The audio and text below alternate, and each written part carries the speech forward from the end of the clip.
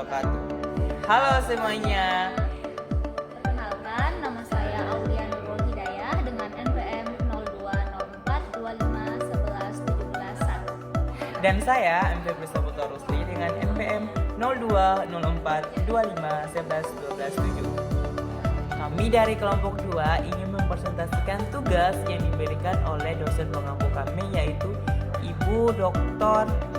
Fathia M. Haladar, SEMMGT, tentang Bab 11 yaitu organisasi manusia.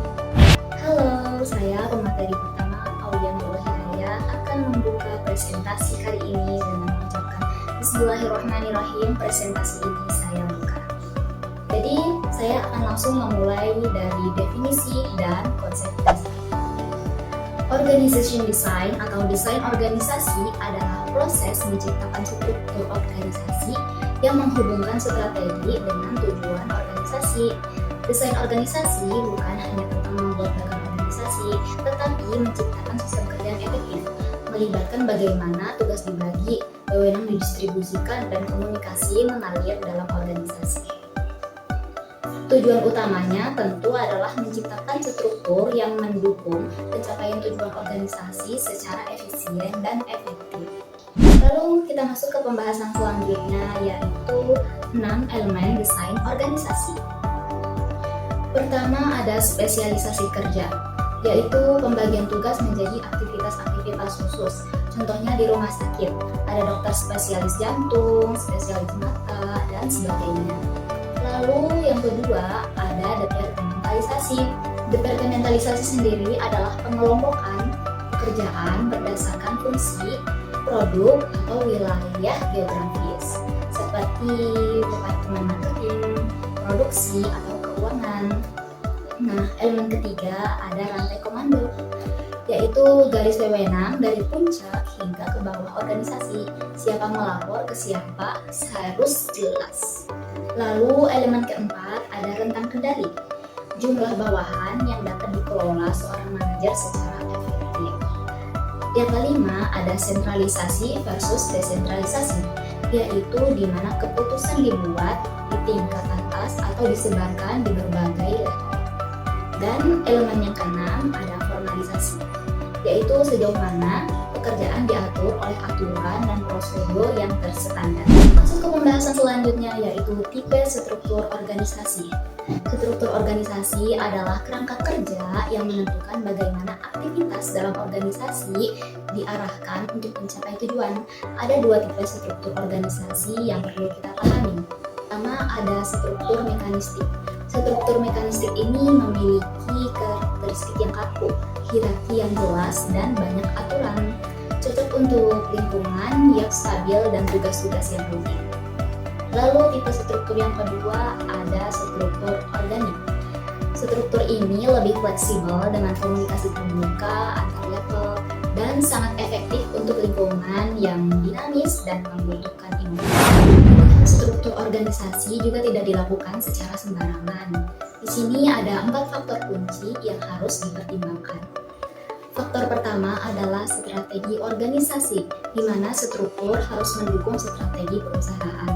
Jika strategi fokus pada efisiensi, struktur mekanistik mungkin lebih cocok. Namun, jika strategi fokus pada inovasi, struktur organik lebih tepat. Lalu, faktor yang kedua adalah ukuran perusahaan. Perusahaan kecil cenderung menggunakan struktur yang sederhana dan fleksibel. Seiring pertumbuhan, struktur menjadi lebih kompleks dan formal. Faktor ketiga adalah teknologi yang digunakan. Nah, teknologi canggih memungkinkan struktur yang lebih datar dengan komunikasi horizontal yang lebih baik. Dan faktor yang keempat adalah ketidakpastian lingkungan. Lingkungan yang stabil memungkinkan struktur yang rigid. Namun, lingkungan yang tidak pasti membutuhkan struktur yang adaptif. Selanjutnya yaitu struktur tradisional. Dimulai dari simple struktur, sederhana dan cocok untuk organisasi kecil, biasanya dipimpin langsung oleh pemilik dengan sedikit tingkat kepercayaan. Dan seiring pertumbuhan organisasi berkembang menjadi functional structure. Professional struktur mengelompokkan berdasarkan fungsi atau departemen seperti keuangan, pemasaran, dan produksi. Ini meningkatkan spesialisasi dan efisiensi.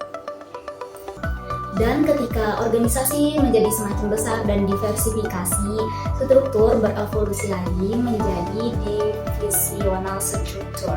Divisional struktur membagi organisasi berdasarkan produk, wilayah, atau pelanggan. Setiap divisi beroperasi semi-independen dengan fungsi yang selengkap. Terima kasih telah menyimak pembahasan saya. Materi selanjutnya akan diberikan oleh rekan saya, M. Febri Saputra Rusi. Terima kasih. Sebelumnya, Assalamualaikum warahmatullahi wabarakatuh. Saya di sini ingin melanjutkan materi yang dipaparkan oleh rekan saya, yaitu Aulia Nurul Hidayah. Selanjutnya saya mau membahas 3 poin. Yang pertama yaitu struktur modern dan fleksibel. Yang kedua yaitu tren kerja adab 21, dan yang terakhir yaitu tantangan dalam manajemen. Pertama saya ingin bahas yaitu struktur modern dan fleksibel. Ini ada 4 item yang harus saya bahas. Yang pertama yaitu tim struktur atau struktur tim. Ini bermaksud organisasi dibentuk berdasarkan tim-tim kecil yang terdiri dari orang-orang dari berbagai keahlian. Tiap tim diberi kebebasan dan tanggung jawab penuh untuk menyelesaikan suatu pekerjaan atau proyek. Ciri khasnya yaitu komunikasi terbuka, koordinasi of course, intervensi dan fleksibilitas yang tinggi. Contohnya perusahaan teknologi yang membentuk tim khusus untuk mengembangkan aplikasi baru. Jadi struktur tim ini mengumpulkan semua karyawan-karyawan yang memiliki keahlian agar bisa menghasilkan atau bisa mengembangkan aplikasi baru. Yang kedua yaitu matriks struktur atau struktur matriks. Gabungan antara struktur fungsional berdasarkan departemen seperti HR, marketing, and produksi dengan struktur proyek atau produk. Karyawan memiliki 2 atasan, yaitu manajer fungsional sesuai dengan bidang keahliannya masing-masing, dan yang kedua yaitu manajer proyek sesuai dengan produk yang ingin atau yang sudah dikerjakan. Keunggulannya yaitu memaksimalkan sumber daya, meningkatkan kolaborasi lintas departemen. Kekurangannya yaitu bisa terjadi konflik wewenang karena adanya 2 atasan. Atau struktur proyek. Ini organisasi yang dibentuk berdasarkan proyek-proyek tertentu. Setiap proyek memiliki manajer proyek dengan tim khusus. Jadi proyek struktur ini memiliki manajer proyek dengan tim khusus. Jadi manajer ini bisa memimpin tim untuk menghasilkan suatu produk atau proyek. Setelah proyek selesai, tim bisa dibubarkan atau bisa dialihkan ke proyek lain yang belum dikerjakan atau belum diselesaikan oleh manajer. Cocok untuk perusahaan yang fokus pada pengembangan proyek sementara, misalnya konstruksi, event organizer, atau IT developments. Poin yang keempat yaitu borderless organization atau organisasi tanpa batas. Organisasi yang menghilangkan batas-batas tradisional, baik internal maupun eksternal. Tanpa batas internal ini menjelaskan tidak ada sikat kaku antar departemennya, orang bebas berkolaborasi lintas fungsi. Tanpa batas eksternal ini menjelaskan perusahaan lebih terbuka untuk bekerja sama dengan pihak luar, supplier, pelanggan, bahkan kompetitor. Ciri khasnya fleksibilitas, aktif terhadap perubahan dan memanfaatkan teknologi komunikasi. Contohnya perusahaan global yang mengandalkan remote working dan kolaborasi digital lintas negara. Selanjutnya yaitu tren kerja abad 21. Ada 5. Yang pertama yaitu job sharing atau berbagai satu pekerjaan. Jadi kita bisa berbagi pekerjaan kepada rekan-rekan tim yang lain agar mereka bisa membantu kerja kita, agar tidak ada yang namanya penumpukan kerja, karena bisa saja itu bisa menghambat percepatan perkembangan suatu organisasi.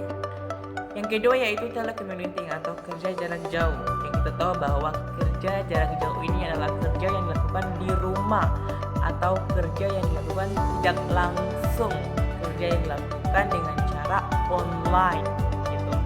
Jadi dalam organisasi desa ini memiliki telecommuting atau kerja jarak jauh yang harus kita ketahui bahwa kerja jarak jauh ini membantu meringankan tugas-tugas atau meringankan pekerja-pekerja agar tidak terlalu banyak memiliki pekerja yang harus diselesaikan.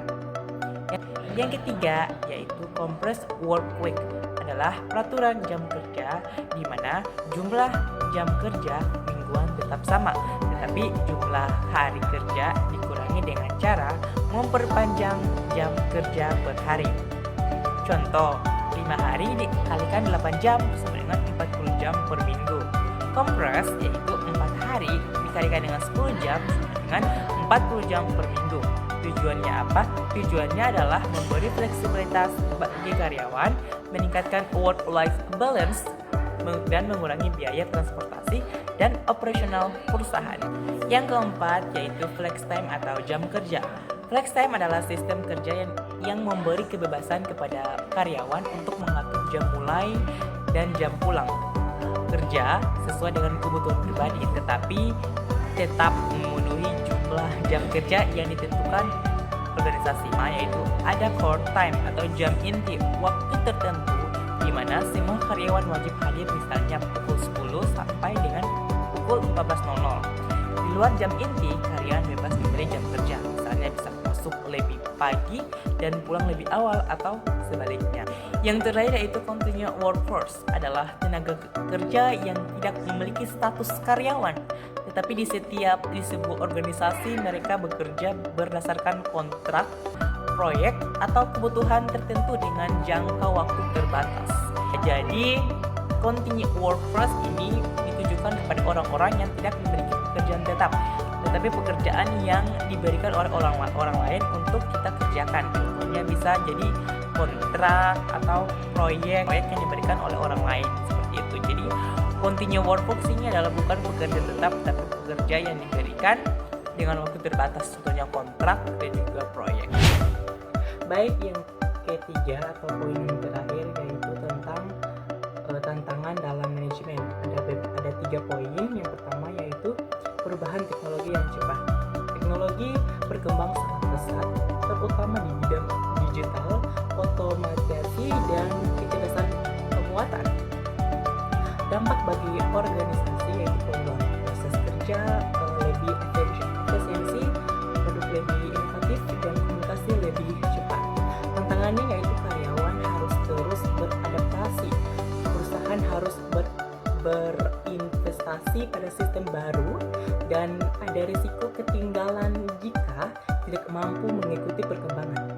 Contohnya perusahaan relate yang tidak beradaptasi ke e-commerce akan kalah dengan pesaing online. Yang kedua yaitu poin yang kedua yaitu keterbatasan sumber daya. Sumber daya bisa berupa modal, bahkan baku, tenaga kerja, atau waktu. Dampaknya yaitu perusahaan harus pintar mengatur strategi agar lebih menghasilkan output maksimal dengan input terbatas, mendorong efisiensi, inovasi, dan penggunaan teknologi untuk menggantikan sumber daya yang langka. Contohnya keterbatasan energi fosil mendorong perusahaan beralih ke energi terbaru. Selanjutnya, yaitu poin terakhir yaitu persaingan ketat di pasar. Globalisasi dan kemudahan akses informasi membuat persaingan semakin tajam. Dampaknya yaitu perusahaan harus terus berinovasi agar produk jasa berbeda dari kompetitor. Harga tidak bisa terlalu tinggi karena banyak alternatif di pasar.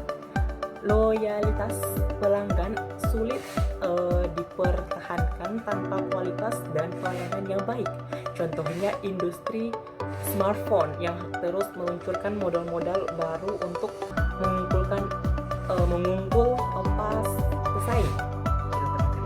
Jadi itu ada beberapa penjelasan tentang struktur yang modern dan fleksibel, juga ada tren kerja adab 21, dan yang terakhir yaitu tantangan dalam manajemen. Oke, baik teman-teman semuanya, itu tadi penjelasan dari kelompok kami yaitu kelompok 2 tentang penjelasan bab ke-11 tentang organizations design. Kesimpulannya dari penjelasan dari kami yaitu desain organisasi mengatur sistem kerja agar lebih efisien dan efektif, agar bisa menghasilkan produk-produk atau agar bisa menghasilkan